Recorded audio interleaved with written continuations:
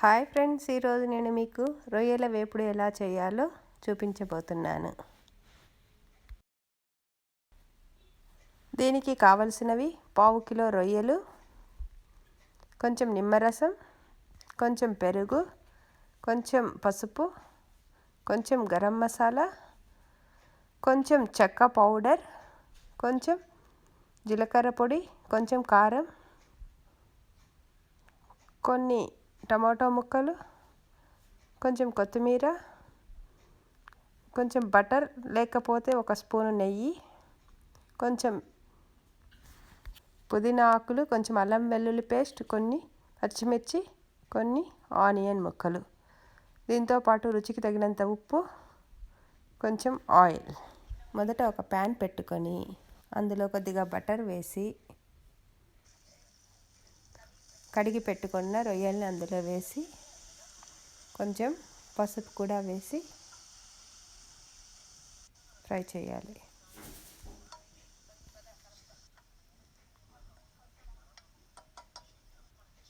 So దీన్ని ఒక 5 minutes మూత పెట్టి అలా ఉడికించాలండి. ప్యాన్లో కొద్దిగా ఆయిల్ వేసి ఆయిల్ వేడెక్కాక పక్కన కట్ చేసి పెట్టుకున్న ఆనియన్స్ని అందులో వేయాలి. వేసి కాస్త ఫ్రై చేయాలండి. ఫ్రై అయిన తర్వాత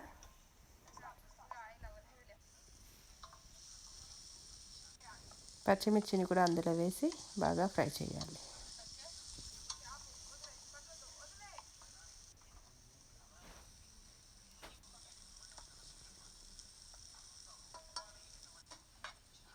సో ఒక 2 మినిట్స్ మూత పెట్టి అలా ఇప్పుడు రొయ్యలు ఉడుకుతూ ఉన్నప్పుడు అందులో అల్లం వెల్లుల్లి పేస్ట్ని కూడా కలపాలి.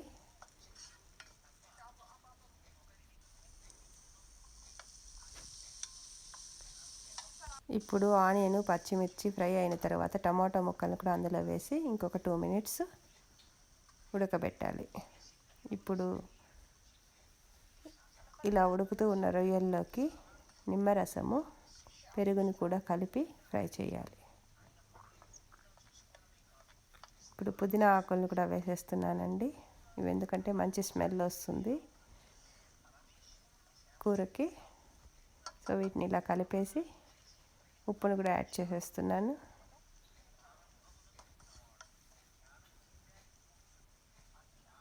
ఇలా వేసిన తర్వాత ఒక 2 మినిట్స్ మూత పెట్టి మళ్ళీ ఉడికించాలండి. అందులో ఉన్న వాటర్ అంతా బాగా వెళ్ళాలి.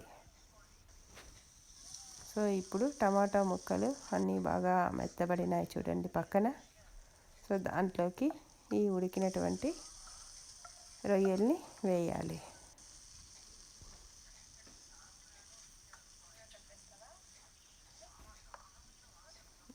ఇవంతా బాగా ఒకసారి కలపాలి.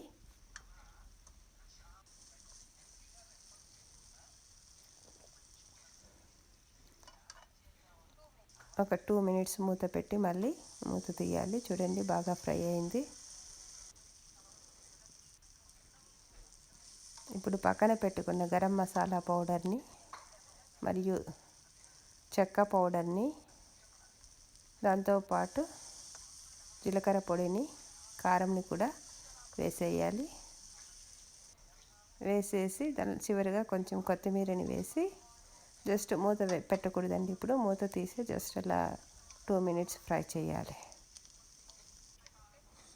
చూడండి ఇలా ఫ్రై అయిపోయింది. ఇంతేనండి. ఇలా షింప్ ఫ్రై చేసుకుంటే చాలా ఈజీగా ఉంటుంది, చాలా హెల్తీగా కూడా ఉంటుందండి. దీన్ని అన్నంలో కానీ, పుల్కాల్లో కానీ, చపాతీల్లో కానీ తిన్నా ఎంతో టేస్ట్గా ఉంటుందండి. చాలా ఈజీ, చాలా సింపుల్, తినడానికి కూడా చాలా బాగుంటుందండి. ఇదండి ఇవాల్టి నా రెసిపీ. Thanks for watching.